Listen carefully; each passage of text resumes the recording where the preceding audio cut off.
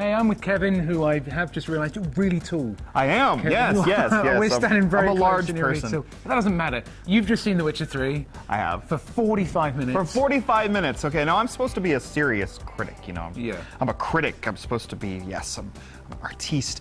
But really what I want to do is go, oh my god, The Witcher 3 looks incredible, and it's all I want to talk about, and I want to play it right goddamn now. Give me this game. It's been like a runaway star for a couple of years now, right? Yeah. Ever since it's been announced, I mean, people are getting really, really excited for this one. Yeah, but I think what's really interesting about this is that, you know, they started off by showing us a dense area, showing us the biggest city in this particular world, and it looked really great. It was full of people, but it was also fairly vast. You know, when you think of, say, an Elder Scrolls city, you still think of something that's sort of regimented looking. This looks like a place people actually live, where things aren't lined up exactly right, and things are kind of spread out a little bit, but there are a lot of people there. And then we traveled off into the countryside, and we got to see Geralt interact with some of the more spiritual aspects of this universe. He was on, you know, he's out looking for this mysterious maiden who I suspect is Ciri.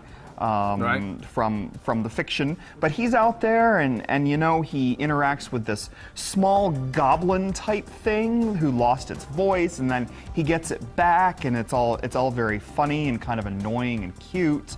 And you know, he ends up interacting with these 3 weird, creepy women that come out of a tapestry, and he goes off after werewolves, and you know, the combat looks really fluid and fun, and he's got, you know, the 5 different magical signs, and I don't know, there's so much going on, and it just covers so much space, and it looks like all that space is filled with really interesting, cool things to do that I'm really impressed. I really want this game to be what it looks like it's going to be. Did they make sure on your 45-minute slice that you had a bit of combat, a bit of chatty, a bit of questing around, a bit of riding around, doing things? Did you get a little element of each of the things? It was somewhat. It was a little less combat focused than last year's. Like last year, what they showed was very, you know, choppy and really all about the action.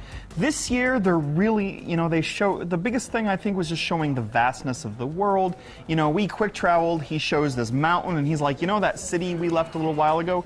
It's 14 times further away than that big mountain far off in that distance. And so, you know, there was just this real sense of what the world is and how mysterious it is and how weird and wonderful the things are out there. It's just, I'm really excited. I think they're really making something special.